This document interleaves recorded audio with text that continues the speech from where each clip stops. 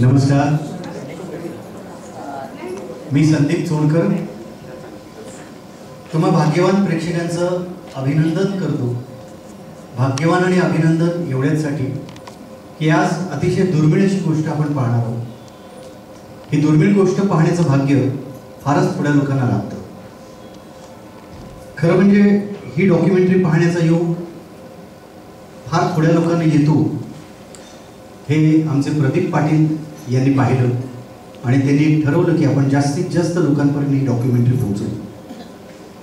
या डॉक्युमेंटरीमध्ये जे पाहायला मिळतं त्या बाबतीत मी तुम्हाला एवढंच सांगेन की आपल्याला माहीत असतं की आपल्याला काय माहीत आहे, आपल्याला माहीत असतं की आपल्याला काय माहीत आहे, पण आपल्याला हे माहीत नसतं की आपल्याला काय माहीत नाही आहे।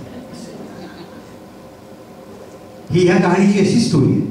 मोहेंजोदरो हे नाव तुम्ही ऐकलं असेल शाळेच्या पुस्तकांमध्ये, की त्याचं उत्खनन केल्यानंतर बऱ्याचशा गोष्टी आपल्या नजरेत आल्या, आपल्याला माहीत झाल्या की तिकडे एक चांगली संस्कृती होती, एक कुठलं तरी शहर वसलेलं होतं, चांगली मोठी संस्कृती काळाच्या उदरामध्ये गडप झाली आणि नष्ट झाली। अगदी तसाच एक आणखीन एक मोहेंजोदरो म्हणजे आपलं गिरणगाव। हे गिरणगाव या नावातच सगळं आलंय। गिरण्यांच्या बाजूला असलेलं हे गाव, हे गिरणगाव, एक संस्कृती अचानक आलेल्या त्या संकटाने एक पिढी नष्ट झाली। तो काळ अत्यंत वाईट होता। ती संस्कृती काळाच्या उदरात गडप झाली। काळाच्या बाबतीत असं म्हणता येईल की काळच सगळ्याचं उत्तर आहे, काळच सगळ्याचं उत्तर आहे आणि त्याचाच हृदय पत्थर आहे। अर्थात कामगारांच्या बाबतीत घडलेली घटना आपल्यापैकी बऱ्याच जणांना माहिती आहे, पुढच्या पिढ्यांना ती माहीत नसेल, म्हणूनच हा उत्खननाचा हा प्रयोग अशोक राणेंनी अंमलात आणला की उत्खनन करत जावं तेवढं त्याच्यात जास्त मिळेल। कापड गिरण्यांच्या सभोवताली बसलेलं हे गाव, गिरणी कामगारांच्या संपात गिरणी कामगारांच्या पिढ्या या संपूर्णपणे विस्थापित झाल्या। या विस्थापित झाल्यानंतर संपकरी कामगारांच्या हे कधीच लक्षात आलं नाही की आपण कधीही कोणासाठी महत्त्वाचे नसतो। संपकरी कामगारांच्या लक्षात आलं नाही की आपण कधीही कोणासाठी महत्त्वाचे नसतो। महत्त्वाची असते ती त्या व्यक्तीची आपल्याकडून असणारी गरज संपली, नातं संपलं आणि त्यानंतर मग पुढे काय झालं, अत्यंत भयानक परिस्थिती। तो काळ भयानक होता। पोटाची खळगी भरण्याच्या विवंचनेमध्ये मग त्या पिढीतून बरेचसे गुंड निपजले, गुंडगिरी उदयाला आली आणि नेते गब्बर झाले। हे नेते जे गब्बर झाले त्यानंतर माणुसकी नावाला सुद्धा तिथे नव्हती, माणुसकी नव्हती। माणूस माणसाला पारखा झाला होता। माणुसकी ज्याला इन्सानियत आपण म्हणू, या गोष्टी कुठेही दिसत नव्हत्या। सगळं विषारी झालं होतं माणुसकीच्या बाबतीत, इन्सानियतच्या बाबतीत। हे मी एवढंच सांगेन, माणुसकी लुप्त झाल्यानंतर खत जो लिखा था इंसानियत के पते पर, खत जो लिखा था इंसानियत के पते पर, डाकिया चल बसा, डाकिया चल बसा, इंसानियत का पता ढूंढते ढूंढते। परिस्थिती ही अशी होती। एक चांगली संस्कृती आपण गमावली। याबाबत एक गोष्ट लक्षात घ्या की आपण गमावलं ते गमावलं। गमावल्यानंतर शोधण्याला काही अर्थ नसतो। गमावलेल्या गोष्टी कधी मिळत नसतात, हरवलेल्या गोष्टी सापडत असतात पण गमावलेल्या मिळत नसतात। एक चांगली संस्कृती आपण गमावली। ती संस्कृती तुम्हाला माहीत असेल, शाहीर अमेरिकनांसारखे लोक, तिकडचे खेळ, बाकीच्या गोष्टी, ही वेगळी संस्कृती लय पावली। प्रदीप पाटील यांनी ही जी डॉक्युमेंटरी बघितली त्यानंतर त्यांनी तो ध्यास घेतला की आपण ही डॉक्युमेंटरी जास्तीत जास्त लोकांना दाखवू। डॉक्युमेंटरी जास्तीत जास्त लोकांना दाखवण्यासाठी त्यांनी बरेच उपद्व्याप केले। मग सगळ्या गोष्टी फिरून फिरून येतात, त्या खिशाशी येतात। मग अशा वेळी त्यांना आठवलं की अंधेरी वाचन कट्टामध्ये आता डॉक्टर दुधाट आलेले आहेत। डॉक्टर दुधाट हे असेच एक समाजासाठी नेहमी वाहून घेतलेलं व्यक्तिमत्व। डॉक्टर दुधाट आले आणि दुधात साखर पडली। अर्थात ही दुधात साखर पडली। पाटील त्यांना भेटले, म्हणाले की असं असं आपल्याला करायचं आहे, काय करूया। दुधाट यांनी पटकन सांगितलं की हॉलचा खर्च मी करतो, काळजी करू नका। पहिला मोठा प्रश्न तिकडे पडला। त्यानंतर बीना पाटील प्रदीपरावांच्या सौभाग्यवती त्यांचं मैत्री महिला मंडळ त्यांच्याकडून खूप सहाय्य झालं आणि अशा तऱ्हेने हे आजचा हा डॉक्युमेंटरीचा प्रयोग इथे होतोय. राणेंनी सहमती दिली ही डॉक्युमेंटरी दाखवण्यासाठी. आता मी प्रदीप पाटील यांना विनंती करतो की प्रदीप पाटील साहेब आपण व्यासपीठावर यावं.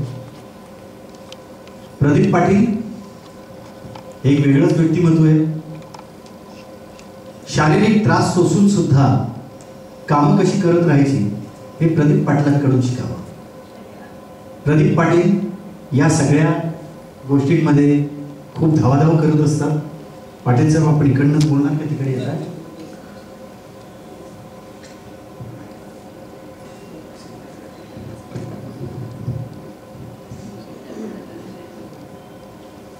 नमस्कार, ऐकू येते ना? मला इतर जास्त औपचारिकपणा या प्रोग्राममध्ये ठेवायचा नाही आहे, म्हणून मी डायरेक्ट सुरुवात करतो. अशोक राणे हे नाव पहिल्यांदा मी ऐकलं नोव्हेंबर 2017. माझी वर्गमैत्रीण मृणाल जोशी, आमचा म्हणजे माझा विद्याविकास शाळा 11वी व 1972ची बॅच, आम्ही एक पिकनिक काढली होती आणि आम्ही गोव्याला तिच्या घरी गेलो. तिने आम्हाला 2 डॉक्युमेंटरीज दाखवल्या तिच्या घरी. पहिली होती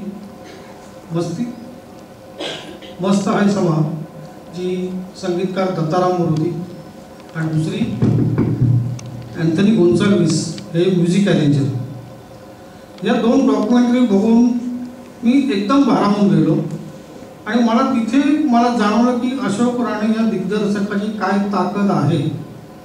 आम्ही बघा 55 मिनिटाची एक डॉक्युमेंटरी आहे. आम्ही दोन्ही डॉक्युमेंटरी बॅक टू बॅक बघितल्या आणि आमच्यापैकी कोणालाही कंटाळा आला नाही. त्यानंतर दरवर्षी ग्रंथालयाचा 24 आणि 25 डिसेंबरला वाचक दिन असतो.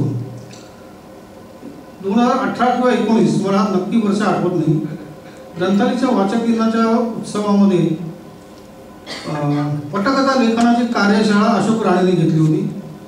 मी त्यावेळेस ग्रंथालयात थोडंफार काम बघायचो. तिथे माझी त्यांच्याशी भेट झाली. त्यानंतर मधल्या काळात पुन्हा संपर्क नव्हता. आता या ऑगस्ट किंवा सप्टेंबर असेल, आपल्याला व्हॉट्सअपला बरंच काही येतं. त्याच्यात मला कोणतरी हे पोस्टर पाठवलं. आणखीन एक मोहनजोदारो ही डॉक्युमेंटरी NCPAला आहे आणि दिग्दर्शक अशोक राणे नाव बघितल्यावर मला म्हटलं हे आपल्याला बघायलाच पाहिजे. पण माझ्या NCPAला मी जाऊ शकलो नाही आणि मला हुरहुर लागली. मधल्या काळात महाराष्ट्र टाइम्स रविवार पुरवणीमध्ये सॅबी परेरा यांचा या डॉक्युमेंटरीवर लेख आला आणि मग मात्र मला तीव्र इच्छा झाली की ही आपण डॉक्युमेंटरी बघायलाच पाहिजे. आणि माझ्या सुदैवाने साठेगडला एक प्रयोग झाला. माझ्यामध्ये मुंबईतला दुसरा प्रयोग, तो मी बघितला. मी अशोक राणेंना भेटलो. त्यांना म्हटलं की ही डॉक्युमेंट मला अंधेरीत दाखवायची. माझा एक हा चांगला गुण म्हणा वाईट गुण म्हणा मला माहीत नाही. मला काही चांगलं बघितलं साहित्यिक का मला वाटतं हे अंधेरीत का होत नाही, विशेषतः पारलेल्या गेल्यावर. का अंधेरीत पण मराठी माणसं आहेत, नाही असं नाही आहे, आणि पारल्यापेक्षा जास्तच असतील. तर ही गोष्ट अंधेरीतल्या माणसाला अंधेरीत बघायला मिळाली पाहिजे. मी अशोक राणेंचे सहकारी आहेत नितीन साळुंखे, त्यांच्याशी सुद्धा बोललो. मी त्यांच्या संपर्कात राहिलो. आणि त्यानंतर जसं यांनी सांगितलं का बऱ्याच, आता दुसरी गोष्ट अशी आहे की मला हा डॉक्युमेंटरी फक्त अंधेरी वाचन कट्ट्यावर करायची नव्हती. कारण हे 25-30 लोकांपुढे हे डॉक्युमेंटरी दाखवणं त्या डॉक्युमेंटरीचा अवमान आहे असं मला वाटलं. म्हणून मी म्हटलं आपण काहीतरी करूया, जास्तीत जास्त लोक यायला पाहिजे. म्हणून मी विनाशी बोललो का अशी जी डॉक्युमेंटरी आहे तर ती मला ठीक आहे, आमचं मैत्री मंडळ पण सहभागी होईल. आणि अशा तऱ्हेने आजचा शो होतोय. ह्याच्यामध्ये जास्तीत जास्त श्रेय डॉक्टर दुधाट यांचं आहे. त्याचप्रमाणे मैत्री महिला मंडळाच्या बीना पाटील यांचाही सहभाग तेवढाच महत्त्वाचा आहे. धन्यवाद. मला जास्त नाही बोलत आहे, फक्त एवढंच आहे ही डॉक्युमेंटरी बघितल्यावर तुमच्याला प्रत्येकजण मला धन्यवाद देईल का आम्हाला एक चांगली काहीतरी कलाकृती बघायला मिळाली. धन्यवाद.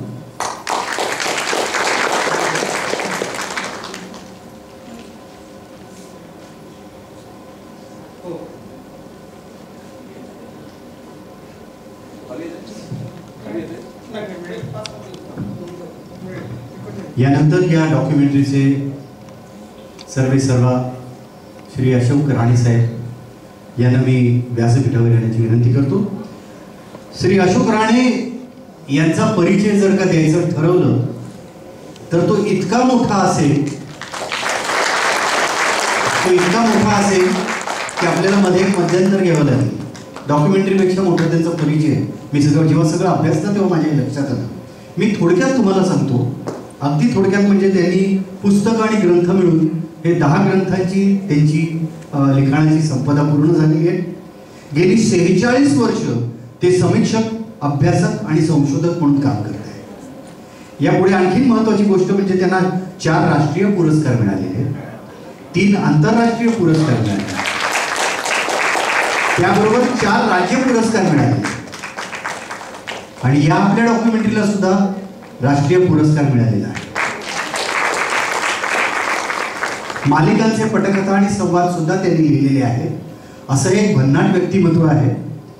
यांना आपण आमचे अंधेरी वाचन कट्टाचे आणखीन एक आधारस्तंभ पुरंदरे साहेब यांच्या हस्ते पुस्तक प्रदान करणार आहोत. फुलं आणि पुष्पगुच्छ ह्या गोष्टी अंधेरी वाचन कट्टातर्फे आम्ही टाळतो, कारण वाचनाचाच प्रसार करायचा असल्यामुळे आम्ही नेहमी पुस्तकच देतो. तुम्ही सगळ्यांना पुस्तकच द्या, लग्न समारंभात सुद्धा पुस्तकच द्यायचं.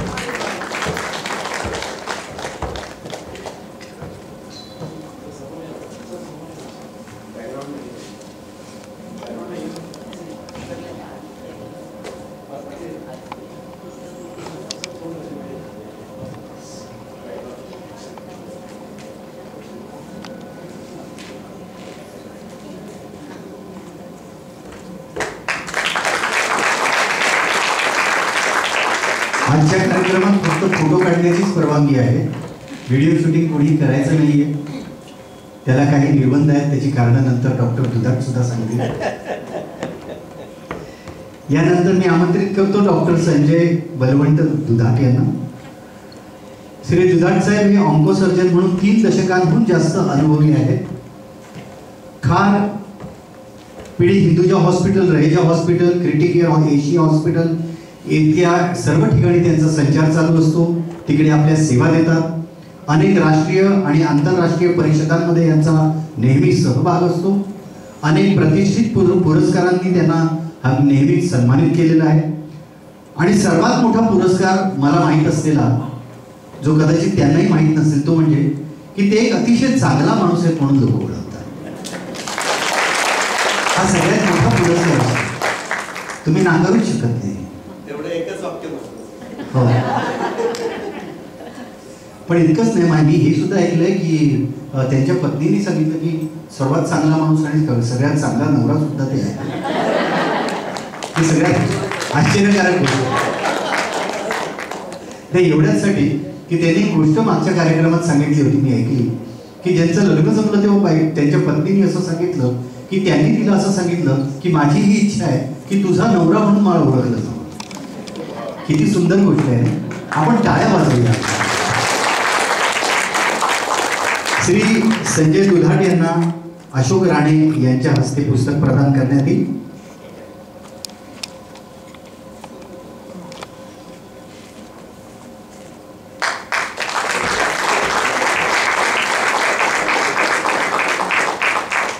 डॉक्टर संजय दुधाट यांच्या बाबतीत मी जे सांगितलं की दुधात साखर पडली, खरं म्हणजे काय आहे की आपण कविता ऐकली असेल, देणाऱ्याने देत जावे, घेणाऱ्याने घेत जावे, घेणाऱ्याने घेता घेता देणाऱ्याचे हात घ्यावे. हे अगदी नेमकं जसंच्या तसं डॉक्टर दुधाट यांनी स्वीकारलेलं आहे. प्रचंड समाजोपयोगी कामं करत असतात ते, आणि त्यांचा उपयोग समाजाला होतो हे जास्त महत्वाचं आहे. आज सुद्धा एवढे तास खर्च करून ते करणार आहेत. त्यांना वेळ नसतो, जरा सुद्धा वेळ नसतो.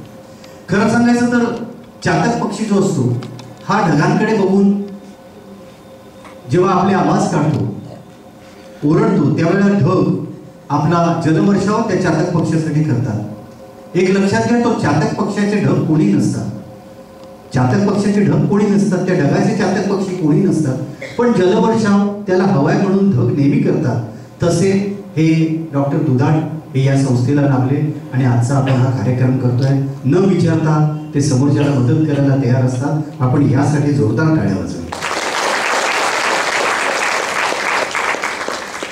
आता यानंतर मी आमंत्रित करेन मैत्री महिला मंडळ, जो मागे तुम्ही बोर्ड पाहताय, की ज्यांचा सहभाग हे आजचा कार्यक्रम होण्यासाठी महत्त्वाचा आहे.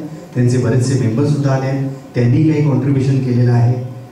सौ बीना पाटील यांना, सौ बीना पाटील यांनी हा 2023 मध्ये महिलांना एक व्यासपीठ हवं म्हणून हा ग्रुप त्यांनी चालू केला. ते विविध प्रकारचे कार्यक्रम करतात, सामाजिक उपक्रम राबवतात आणि जवळजवळ 100 सभासद आता त्यांचे झालेले आहेत.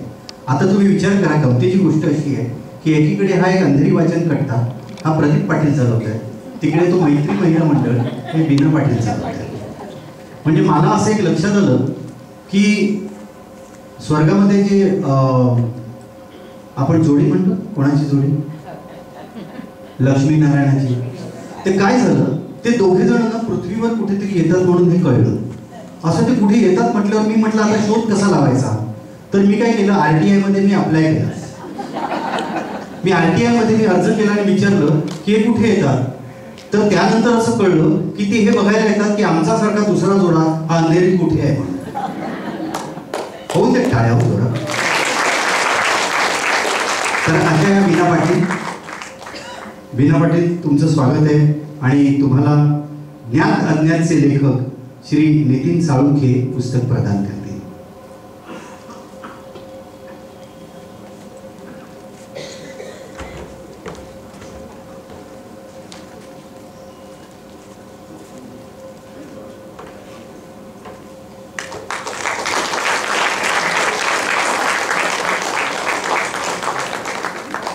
आता लक्षात घ्या, वाचन कट्ट्याची सुरुवात 2018 साली झाली. त्यांचा प्रथम कार्यक्रम वाचन कट्टाचा सौ वैशाली भिडे यांच्या घरी झाला. त्यावेळी फक्त 12 लोक उपस्थित होते. त्यानंतर ते वाढत गेलं आणि आता वाढतो आहे, अजून वाढता व्याप आहे. लोक येत आहेत, आनंदाने येत आहेत. इतकंच नाही तर सादरकर्ती लोक समोरून सांगतात की आम्हाला बोलवा, आम्ही तुमच्या कार्यक्रमात येऊ. आता या नीरा चांदोरकर मॅडम इकडे दिसत आहेत. त्यांच्यासारखं व्यक्तिमत्व या अंधेरी वाचन कट्ट्याला लाभलेलं आहे.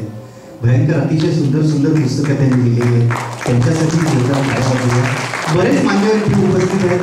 मला सगळ्यांच्याबद्दल उल्लेख आता करता येणार नाही, पण आपण यानंतर मला वाटतं आपण डॉक्युमेंटरी चालू करूया. ठीक आहे राणीसाहेब, तुम्ही 2 शब्द बोला.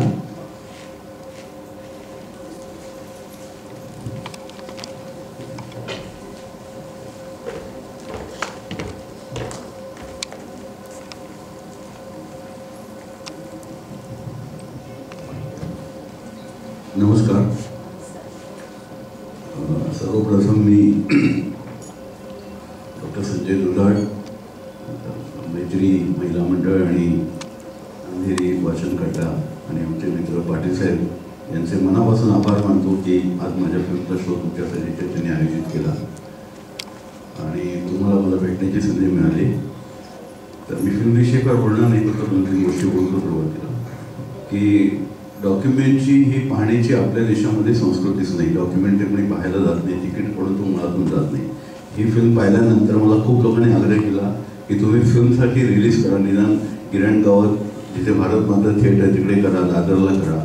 पण असं थिएटरला लावलं तर कोणी येत नाही, तिकीट काढून कोणी डॉक्युमेंटरी पाहायला या देशामध्ये येत नाही. पण मग आम्ही का करतो, मला खूप का करतोस, ते कुठून पैसे आणतोस, कसं जमवतोस गणित. मी त्या गणिताचा विचार करत नाही, काहीतरी जमून येतं कळतं. फक्त एकच आहे की आपण सगळेच म्हणतो की या देशामध्ये आपल्या संस्कृतीचं जतन केलं जात नाही. आपण म्हणतो तर ते माझ्यासारख्याला वाटतं की ते करावं. माझं उभं आयुष्य पत्रकारितेत गेलं. 48 वर्ष मी पत्रकारितेत आहे. जे रोजच्या वर्तमानपत्रात आम्हाला लिहिता येत नाही, मी दिवाळी अंकात जरा विस्तृत जागा मिळते 5-6 हजार शब्दांची, तिथे आम्ही लिहितो. त्याचं एक्सटेन्शन म्हणजे माझं डॉक्युमेंटरी करणं आहे. ही माझी 8वी डॉक्युमेंटरी आहे. मगाशी प्रदीप पाटील यांनी माझ्या 2 डॉक्युमेंटचा उल्लेख केला. त्या फिल्म म्युझिकवरची आहे. ते पहिली फिल्म मी जी केली होती ती पण फिल्म म्युझिकची आहे. आपण सगळे सिनेमाच्या गाण्याचे वेडे लोक होते देशामध्ये. आपण सगळे लोक गाणी म्हणतो, कोणी आम्ही म्हणाला नाही तरी गुणगुणायला लागतो. या सिनेमाच्या गाण्याचं आपल्यावरती खूप मोठं असं गारुड आहे. तर ते नेमकं आपल्या सिनेमात नाच गाणं का, याच्या लहानपणापासून मी स्वतः खूप छान गातो, स्वतःशी गातो. पण हे का असं माझ्या त्या संशोधकाला वाटलं, त्याचं मी संशोधन केलं आणि 2004 मी तिथून डॉक्युमेंटरी सुरुवात केली. पहिली डॉक्युमेंटरी ती सिंगिंग इन सिनेमा. वाय आणि काय झालं, परदेशातनं मला जगाशी संपर्क आहे फिल्म फेस्टिवलमुळे आणि ते आम्ही जगातल्या सिनेमाविषयी बोलतो ते म्हणतात की तुमच्या सिनेमात नाच गाणं का असतं, गाणं बोलता बोलताच माणूस गातो कसं, बाई गाते कशी, रस्त्याने गातात, घरामध्ये गातात, डोंगरावर गातात, उड्या मारत गातात, कसे गातात. तर मग त्याच्या बाबतीत सगळं मी ते संशोधन करून ती फिल्म बनवली, ती दाखवली, तिथून ते सुरू झालं. आता ही गिरणगावची जी डॉक्युमेंटरी आहे तर ती ज्या गिरणगावात मी लहानाचा मोठा झालो ते मी जवळनं पाहिलं. लहानपणापासून मी गिरणी कामगार पाहिला आणि टागोरांची फार सुंदर 2 कविता आहेत, त्याच्या 2 ओळीत मी मूळ ओळी सांगणार. भाषांतर त्याचं असं आहे की जग जग फिरून आलास, आता घरामागच्या अंगणात जा आणि तिकडे वेलीवरचा दवबिंदू पहा. तर जे मी लहानपणापासून जगलो, जे जग जे मी पाहिलं, जे विश्व पाहिलं ते अभावग्रस्त जगणं होतं. त्या काळामध्ये सगळेच अभावग्रस्त होतं. आपली जी पिढी आज माझ्या वयाची माणसं ते दिसतात त्यांना मला लगेच पटेल. आपण काही आर्थिकदृष्ट्या कमी जास्त असू आपल्यात, पण तरी आपण सगळे अभावग्रस्त पिढीचे प्रतिनिधी आहोत. आत्ता टू मचचा काळ आलेला आहे. आता जे पिढीकडे टू मच आहे, आपण अभावग्रस्त. ती अभावग्रस्तता होती, आर्थिक होती, सामाजिक होती, सांस्कृतिक होती आणि ते जग लहानपणापासून एका संवेदनशीलतेने पाहत आलो होतो. आणि ते एका अंगुठाछाप कामगारांनी, जयपुरातून आलेल्या कामगारांनी ते गाव उभं केलं. गावच आहे ते उभं केलं आणि एक दिवस एक फार मोठी पॉलिटिकल कॉन्स्पिरन्सी आहे, त्याच्याविषयी मी पुढे बोलतोच आहे, म्हणजे आता नव्हे तर पुढच्या फिल्ममध्ये. तर ती जी कॉन्फरन्सी एक गाव उद्ध्वस्त करून टाकलं. आणि म्हणून माझ्या डोक्यात ते 82चा संप जेव्हा झाला तेव्हा मी तिशीमध्ये होतो, ते जवळनं सगळं बघत होतं, सगळं मला माहिती होतं काय चाललं होतं आणि फार अस्वस्थ व्हायला होतं. आणि जन्माला येतं ते मरतं हे वास्तव मलाही माहिती आहे. त्यामुळे म्हणजे सत्यकथा जेव्हा बंद पडलं, माझे सगळे मित्र रडायला लागले. रडता कशाला, सत्यकथा बंद झालं काय, आपलं वैचारिक साहित्याविषयी आपलं विचार करणं थांबणार नाही, साहित्य आपण पुढे नेतच राहणार, फक्त सत्यकथा बंद पडलं. तसं माणूस जातं, तसं एक दिवस गिरणगाव जाणारच होते, ते जाणार होते मलाही माहिती होतं. पण ज्या पद्धतीने गेलं, ज्या पद्धतीनं ते वाईपआउट केलं, तसं ते मला ते कुठेतरी भिडलं होतं. म्हणून एक संस्कृती नाहीशी झाली. म्हणून त्याचं नाव मी आणखीन एक मोहनजोदडो असं ठेवलं. एक मोहनजोदडोसारखे एक कुणाला कळणार नाही उद्या काय झाले. एक परवा गोरेगावला जेव्हा पाटीलसाहेब आले होते, त्या गोरेगावला जो शोध तो सुभाष देसाईंनी केला होता. तर सुभाष देसाई म्हणाले होते की मोहनजोदडो काढलं गेलं, ते उत्खननात कळलं की इथे एक मोहनजोदडो, ते गाव होतं, इथे एक संस्कृती होती. पण उद्या जर गिरणगाव खणायला घेतलं तर तेथे काही सापडणार नाही. आत्ता अजून काही गिरण्या भुंगे दिसतात, पण पुढे काही त्या चाळी दिसणार नाही. या फिल्ममधून ते आपल्याकडून उरलेलं असेल, तेवढं त्यांनी मला श्रेय दिलं. मला खूप बरं वाटलं. आणि तुम्ही आज सगळे राहिला, तुम्ही बघा, मी तुमच्याशी बोलेल. फक्त प्रथमच असं होणार आहे की मी जनरली इतक्यांदा आम्ही काम करताना फिल्म पाहतो, पण मी आज पहिल्यांदा बसणार. खूप बरं नाही सर, ते ताप खूप आहे मला. ते बाहेर बसेल, नंतर संपल्यानंतर मी तुम्हाला भेटेन. आणि या फिल्मसाठी माझा मित्र नितीन साळुंके याची मला खूप मदत झाली. हा आमचा गिरणगावमध्ये आपल्या फिल्म लाईनमध्ये एक माणूस असतो, प्रोडक्शन डिझायनर म्हणतात त्याला, पूर्वी प्रोडक्शन मॅनेजर म्हणायचं, त्याला ऑपरेट केले प्रोडक्शन डिझाईन. तो सगळं ते ऑर्गनाईज करून देतो डायरेक्टरला. ते सगळं काम नितीनने केलं. हे सगळं यात फिजिकली तुम्हाला जे काही दिसणार आहे ना, ते सगळं नितीनचं श्रेय आहे. आणि मगाशी आमचा मित्र चार्ल्स बोन्स इथे होता, तो आता त्याच्या स्टुडिओमध्ये कामाला गेला, भेटतोय परत. तो या फिल्मचा असोसिएट डायरेक्टर आहे. फिल्म मेकिंगचं म्हणजे डायरेक्टरच्या मनात ती कॉन्सेप्ट असते, ती एक्झिक्यूट करणारी जी माणसं असतात त्यातली ही चार्ल्सची मला खूप मदत झाली. चार्ल्स आहे, नंतर सूर्यकांत इथे आहे. सूर्यकांत कुठे? सूर्यकांत आमच्या एडिटिंग डिपार्टमेंटचा मुलगा आहे, तो सगळा करतो. फार वेळ घेतला तुमचा. आणि पुन्हा या सर्व मंडळींचे मनापासून आभार मानतो की मला ही फिल्म तुम्हाला दाखवण्याची संधी मिळाली. मी नंतर तुमचं तुझ्याशी बोलायला इथे येईल. धन्यवाद.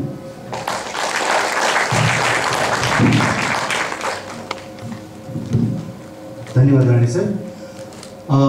राणेसाहेबांची फिल्म झाली की त्यानंतर एक छोटासा मध्यंतर होईल, आपलं छोटंसं मध्यंतर. त्यानंतर डॉक्टर संजय दुधाट यांचं कॅन्सरवरती व्याख्यान होणार आहे. अत्यंत महत्त्वाची माहिती. कॅन्सर होतो, आपल्याला काळजी वाटते की अरे अचानक एखाद्याचा आपण बघतो की माहीतच नाही आणि अचानकपणे एकदम 3rd 4th स्टेजला आहे. आधी कळलं असतं तर बरं झालं असतं. किंवा याबाबतचे सगळे विचार जे येतात त्याबाबतचं शंका निरसन आपलं यामध्ये होणार आहे. अतिशय महत्त्वाची बातमी आणि माहिती असेल. मध्यंतरामध्ये तुम्हाला बिस्किटं, कॉफी, चहा यांची सोय झालेली आयोजकांतर्फे. चहा आहे, चहाट्या लोकांसाठी चहाही आहे. आणि यानंतर आता अशोक राणे साहेबांना मी सांगतो, विनंती करतो की आता आपण डॉक्युमेंटरीला सुरुवात करू. हां हो सर.